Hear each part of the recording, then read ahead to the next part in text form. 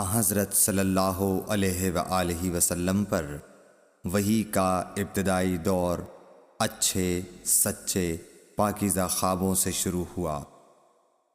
آپ خواب میں جو کچھ دیکھتے وہ صبح کی روشنی کی طرح صحیح اور سچا ثابت ہوتا۔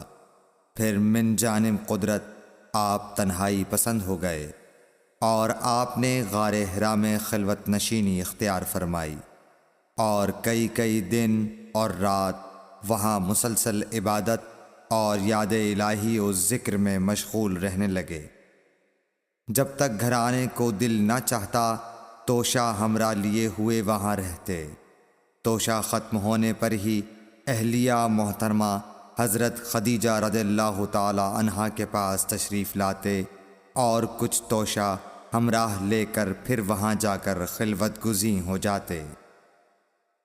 یہی طریقہ جاری رہا یہاں تک کہ آپ پر حق منکشف ہو گیا اور آپ غار حرا ہی میں قیام پذیر تھے کہ اچانک حضرت جبرائیل علیہ السلام آپ کے پاس حاضر ہوئے اور کہنے لگے کہ اے محمد پڑھو۔ آپ فرماتے ہیں کہ میں نے کہا کہ میں پڑھنا نہیں جانتا۔ آپ صلی اللہ علیہ وسلم فرماتے ہیں کہ فرشتے نے مجھے پکڑ کر اتنے زور سے بھینچا کہ میری طاقت جواب دے گئی۔ پھر مجھے چھوڑ کر کہا پڑھو۔ میں نے پھر وہی جواب دیا کہ میں پڑھا ہوا نہیں ہوں۔ اس فرشتے نے مجھ کو نہایت ہی زور سے بھینچا کہ مجھ کو سخت تکلیف محسوس ہوئی۔ پھر اس نے کہا کہ پڑھ۔ میں نے کہا میں پڑھا ہوا نہیں ہوں۔ فرشتے نے تیسری بار مجھ کو پکڑا اور تیسری مرتبہ پھر مجھ کو بھینچا۔ پھر مجھے چھوڑ دیا اور کہنے لگا کہ پڑھو اپنے رب کے نام کی مدد سے جس نے پیدا کیا اور انسان کو خون کی پھٹکی سے بنایا۔ پڑھو اور آپ کا رب بہت ہی مہربانیاں کرنے والا ہے۔ بس یہی آیتیں آپ حضرت جبرائیل علیہ السلام سے سن کر اس حال میں غار حرا سے واپس ہوئے کہ آپ کا دل اس انوکھے واقعے سے کانپ رہا تھا۔ آپ حضرت خدیجہ کے ہاں تشریف لائے اور فرمایا کہ مجھے کمبل اوڑھا دو، مجھے کمبل اوڑھا دو۔ لوگوں نے آپ کو کمبل اوڑھا دیا۔ جب آپ کا ڈر جاتا رہا تو آپ نے اپنی زوجہ محترمہ حضرت خدیجہ رضی اللہ تعالی عنہا کو تفصیل کے ساتھ یہ واقعہ سنایا اور فرمانے لگے کہ مجھ کو اب اپنی جان کا خوف ہو گیا ہے۔ آپ کی اہلیہ محترمہ حضرت خدیجہ رضی اللہ تعالی عنہا نے آپ کی ڈھارس بندھائی اور کہا کہ آپ کا خیال صحیح نہیں ہے۔ اللہ کی قسم آپ کو اللہ کبھی رسوا نہیں کرے گا۔ آپ تو اخلاق فاضلہ کے مالک ہیں۔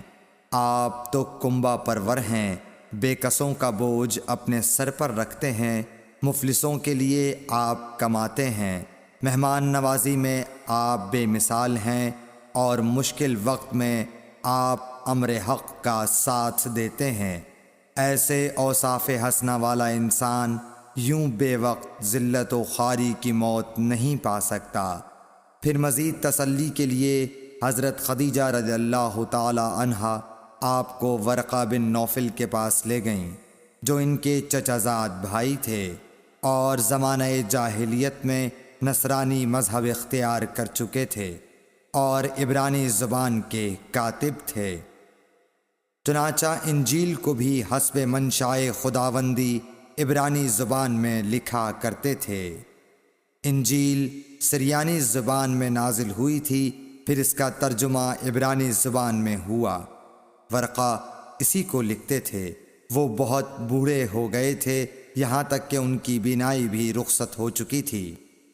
حضرت خدیجہ رضی اللہ تعالی عنہا نے ان کے سامنے آپ کے حالات بیان کیے اور کہا کہ اے چچا زاد بھائی، اپنے بھتیجے محمد صلی اللہ علیہ وسلم کی زبانی ذرا ان کی کیفیت سن لیجئے۔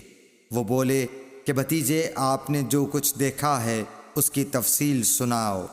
چنانچہ آپ صلی اللہ علیہ وآلہ وسلم نے از اول تا آخر پورا واقعہ سنایا، جسے سن کر ورقہ بے اختیار ہو کر بول اٹھے کہ یہ تو وہی ناموس معزز رازدان فرشتہ ہے جسے اللہ نے حضرت موسیٰ علیہ السلام پر وحی دے کر بھیجا تھا۔ کاش میں آپ کے اس عہد نبوت کے شروع ہونے پر جوان عمر ہوتا، کاش میں اس وقت تک زندہ رہتا جب کہ آپ کی قوم آپ کو اس شہر سے نکال دے گی۔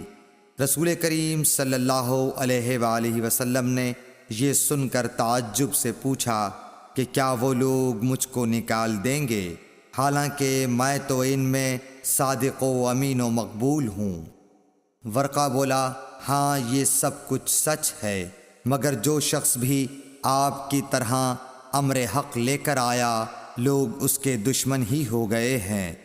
اگر مجھے آپ کی نبوت کا وہ زمانہ مل جائے تو میں آپ کی پوری مدد کروں گا، مگر ورقہ کچھ دنوں کے بعد انتقال کر گئے، پھر کچھ عرصے تک وحی کی آمد موقوف رہی۔